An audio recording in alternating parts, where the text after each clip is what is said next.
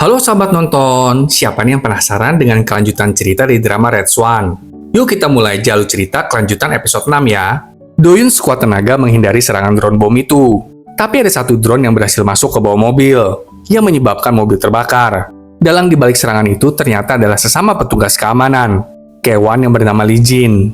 Akibat serangan bom drone itu, Doyun terluka parah. Namun Doyun berhasil menyelamatkan nyawa Wansu. Doyun harus menjalani operasi. Meskipun operasi Doyun berhasil, dia membutuhkan lebih banyak waktu untuk pulih. Sementara itu, Wansu mengalami luka ringan dan dapat segera pulih. Saat Wansu berada di ruang pemulihan, Yongkook menunggunya untuk bangun. Tapi begitu Wansu sadar kembali, Wansu bertanya tentang keberadaan Doyun, yang membuat Yongkook gak senang hati. Yongkook segera meninggalkan ruangan Wansu, dan menjenguk Doyun yang masih tak sadarkan diri. Lebih jauh lagi, kita melihat Lee Jin menelepon orang yang mempekerjakannya. Lee Jin meminta maaf atas kegagalan misi tersebut. Kembali di istana utama, Komisaris Jenderal Kepolisian bertemu dengan pimpinan Park dan Pahan. Pimpinan Park meminta Komisaris Jenderal untuk menyelidiki siapa penyerang Wansu kali ini. Pahan kemudian memberikan uang kepada Komisaris Jenderal dan meminta Komisaris Jenderal untuk segera menangani kasus ini agar tidak ada rumor, sehingga harga saham grup Wain nggak turun lagi. Tapi bisa jadi dalangnya Pahan nggak sih? Di rumah sakit, Wansu pergi mengunjungi Doyun. Tapi Wansu tidak menemukan Doyun di kamarnya. Doyun ternyata mengamankan rekaman CCTV lokasi kecelakaan dari rekan kepolisiannya. Sementara itu, Yongkook menyerahkan lebih banyak uang kepada Papa untuk pencucian uang. Di sisi lain, Pahan memujuk Yongmin dan istrinya untuk berinvestasi dalam bisnis toko bebas cukai. Namun mereka ingin Wansu dan Yongkook meminta maaf atas perilaku mereka terlebih dahulu. Yongmin menyuruh agar Wansu mengusahakan BPOM Tiongkok menyetujui kosmetik Cosmo. Baru deh abis itu mereka pertimbangkan soal investasi ini. Wansu lalu bertemu dengan Doyun yang sedang dalam masa pemulihan. Wansu bertanya kepadanya, kenapa Doyun segitunya mempertaruhkan nyawa untuk Wansu?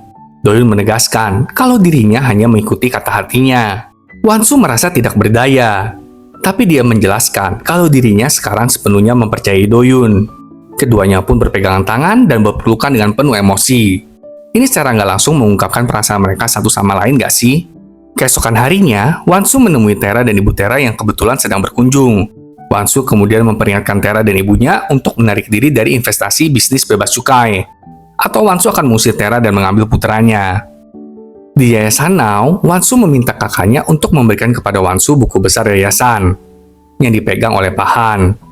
Namun kakak Wansu memperingatkannya, kalau ada masalah ke depannya, kakak Wansu lah yang akan menanggung akibatnya. Kemudian kita sekarang melihat pimpinan Park mengunjungi Pahan dengan sebotol anggur ke kediaman Pahan.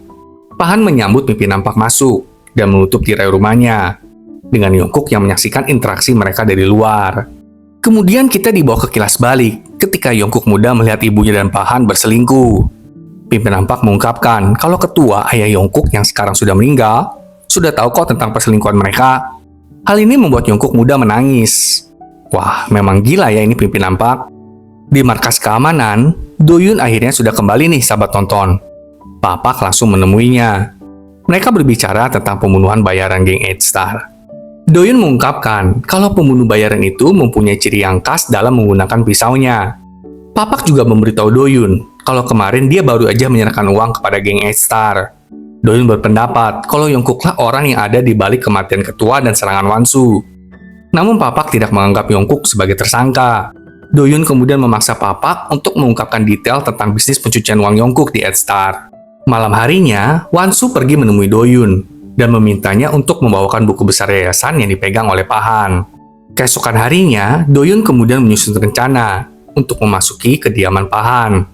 Mengingat tidak ada kamera CCTV di kediaman Pahan, Doyun menyadari bahwa sebuah pencucian uang terjadi di sana.